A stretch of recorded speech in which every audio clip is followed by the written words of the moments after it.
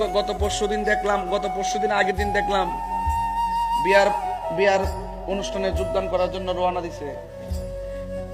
এক বাসে মাইক্রোর ভিতরে 10-12 জন ছিল। ওই যে স্টিলের ব্রিজ ভাঙ্গিয়া মাঝখান দিয়ে মাইক্রোটা নিচে পড়ে গেছে। পরে যাওয়ার পরে কয়জন না মারা গেছে?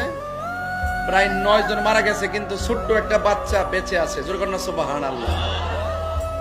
শক্তিশালী বড় মানুষটা মারা গেছে, ছোট বাচ্চাটা বাচ্চা গেছে। বলুন এই বাঁচানোর মালিক কে?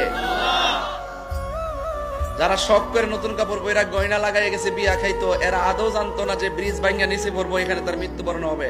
যদি জানতো তাইলে জীবনও যাইতো না।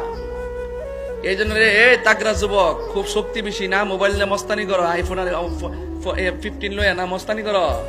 দেখবা মোবাইল টিপতেছো, হঠাৎ করে মাথা ব্যথা হয়েছে, হুক দফা নাইজ দে ভইরা মরে গেছো গা।